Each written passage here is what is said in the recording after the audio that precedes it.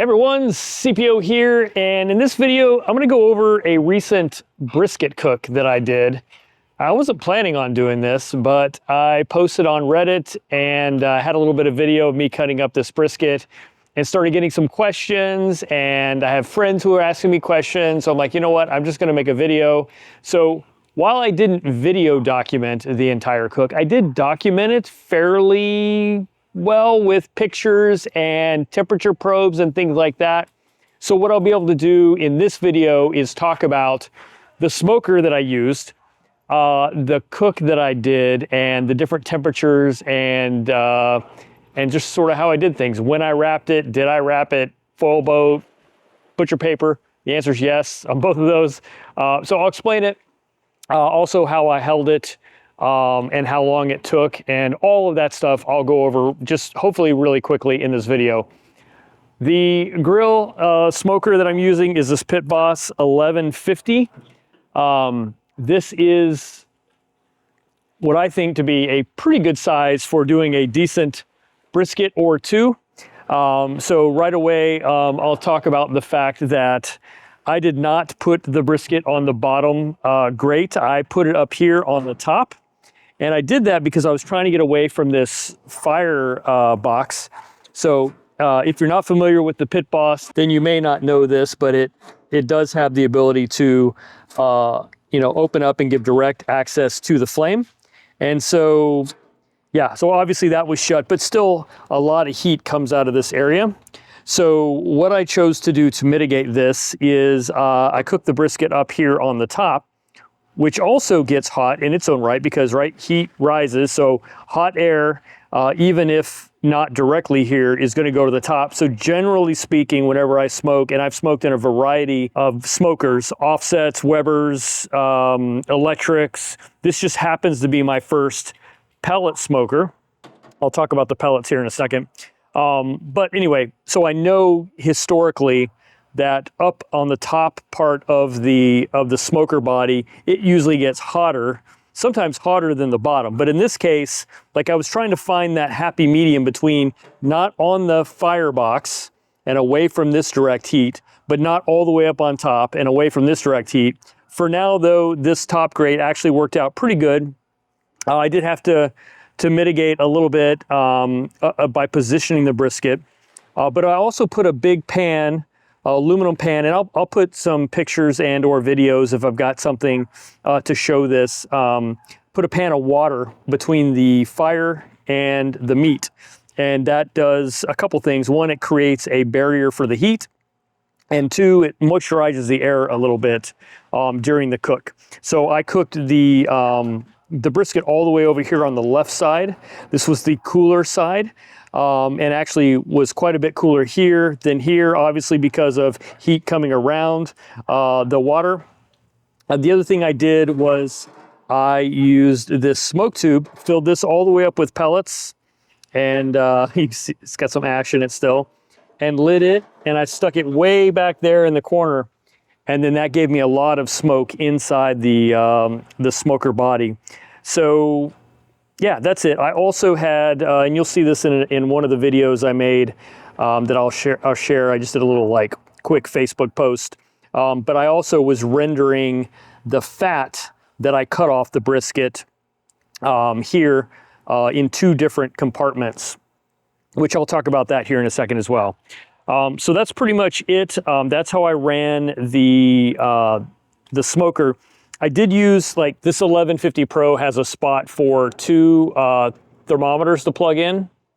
And so I did use those. I did not put those in the meat. That's actually what they're designed for. But I did not put them in the meat. What I did is I set them up here on top of the grate on both sides. And I did that so that I could get a sense of the ambient temperature up at the brisket level. Because I already know there's a temperature probe here that's the main thermostat for the smoker. That's where it measures and gets its information about how much pellets to dump to maintain a certain heat level. So that I know is what the smoker's getting, but I wanted to see what more real world stuff was here. And then I also used two Typher, I have a Typher dual sink set for in-meat thermometers. And so that also has ambient. So I was getting ambient from 2 places in the meat, ambient from 2 places near the meat, plus I was getting this one here. So I was able to keep track of the temperatures pretty well. The other thing is, I will note, I do have a modification here, and I don't know if you can see it right down in here. You can see the screw, but there's a plate here to block this. I'll put a link in, it's an Amazon link where I got it. It's an affiliate link, of course, so it doesn't cost you anything more, but does help me if you do decide to buy it on my recommendation. But this is a steel piece that is shaped like this heat shield here, and it just prevents heat from coming straight up out of the firebox area and hitting this thermometer, the temp probe. So I don't know, is thermometer the right word? It's a temp probe. Anyway, wanted you to know that I do have that, because that may impact. I get way more consistent temps, more realistic temps because of that than I did without it. So that's why I got it and I'm using it. I am considering, though, also there's an option to put another heat shield underneath this heat shield that I've seen people do to further reduce direct heat. I haven't done that yet, but I might actually do that. So yeah, and then this, I mean, it's opened up pretty much all the way, so I don't use that for anything. All right, pellets. So the pellets I used for both the meat cook as well as the smoke tube. And these are Bear Mountain pellets from Walmart. It's just what they had in stock. It was, I think, the Chop House blend. I'll put that on the screen here. Walmart has a bunch of the Bear Mountain pellets in these like proprietary blends.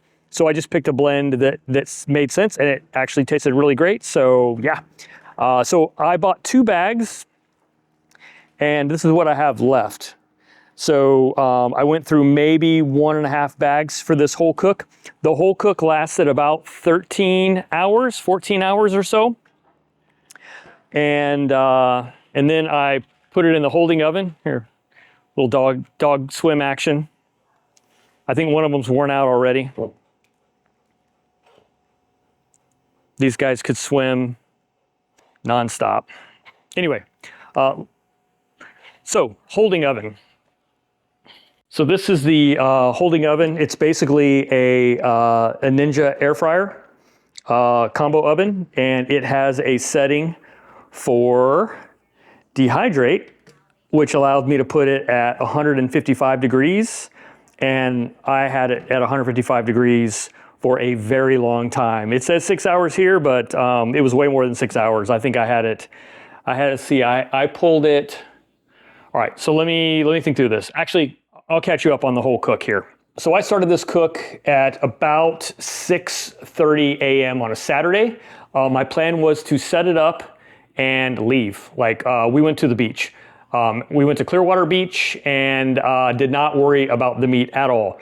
Although both the smoker and my TiferSync thermometer kit have Wi-Fi connectivity. So while I'm at the beach, I can check on things. I also have a Google Nest camera. I can visually see things, not that I need to look at the smoker sitting there.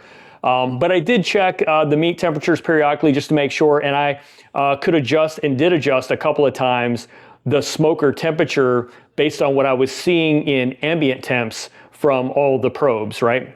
So it turned out it was quite a bit lower what the smoker was seeing versus what I was getting on that second shelf where the brisket actually was. So I was managing the desired ambient temp by basically downgrading the smoker temp so that it was at a level that got me where I wanted to be with the ambient temps.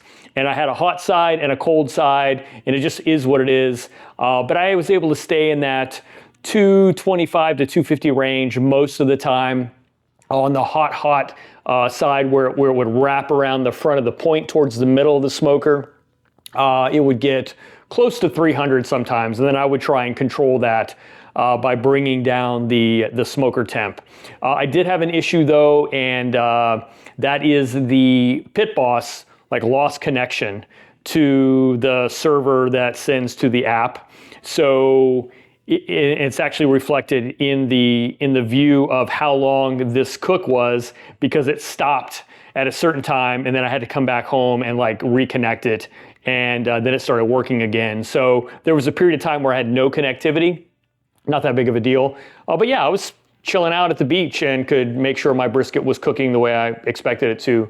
So that's really one of the reasons why I got a pellet smokers, because I wanted to be able to do something like I got tired of babysitting smokers.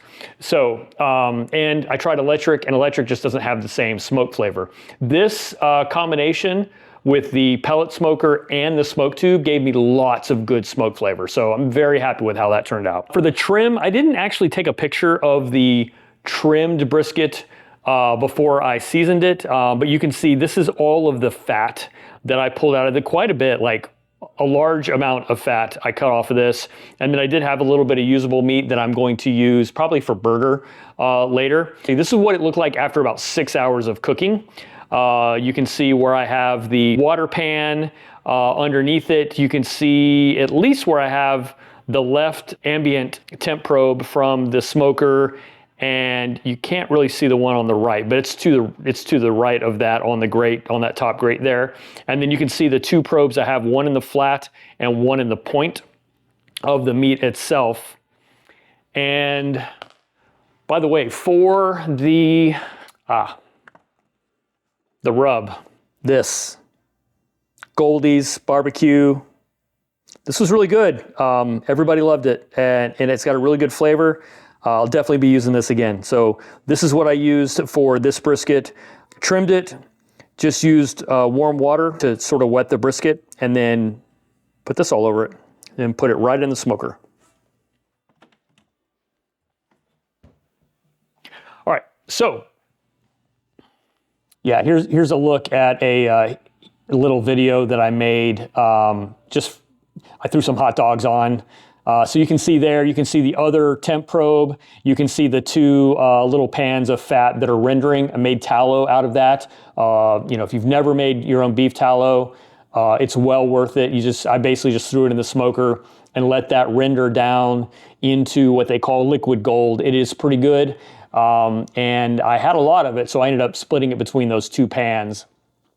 I thought about swapping out the water pan underneath the brisket for the pan full of tallow to render, but I didn't want all the drippings from the brisket to go into the tallow because I wanted to keep that fairly pristine. It's going to be a little bit smoky because I did it in the smoker, but I didn't want it to taste overwhelmingly like brisket because I want to use it for other things. At some point, I ended up going to the foil boat method, and I did that.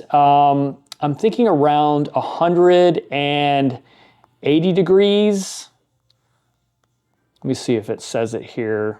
Yeah, it was probably around 175-ish, 170 degrees. It was definitely after the stall, the first 165 degree stall. So I got past that, and then I did the foil boat method because I was honestly a little bit worried about drying it out, being up on top, and especially the edges were getting a lot of heat as that heat wrapped around the top of the smoker and around the water pan.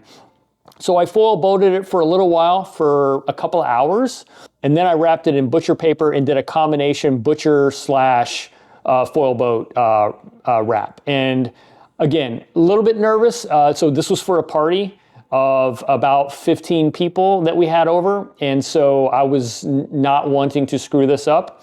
I'm fairly confident in wrapping with butcher paper.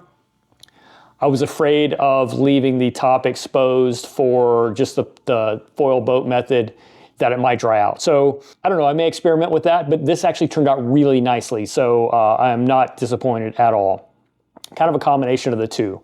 And then at 10:30 p.m., which was about 14 hours into the cook, I reached my temperature that I wanted to pull it at. That was 203.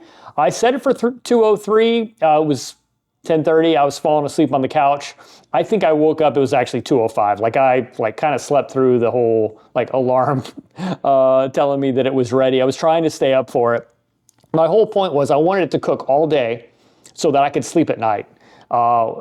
And so it did. It cooked all day, left, went to the beach, came, wrapped things up in the evening, got it to a point where I was pulling it off, and then that's when I put it into the oven for holding.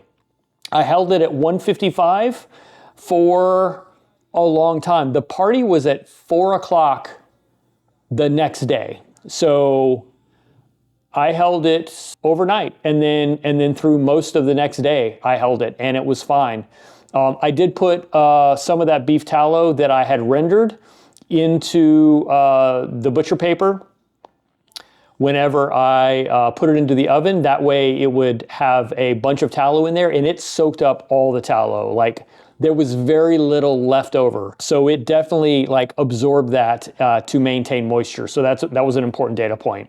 And then I was able to also monitor the internal ambient temps of the oven with those 2 Typhor probes that I had in the meat, and I could watch the meat, and my goal was to keep the meat between 145 and 150, which I did almost exclusively during the entire process. Yeah, so what you see here is the actual cut of the brisket. This is after it had held in the oven for a very, very long time.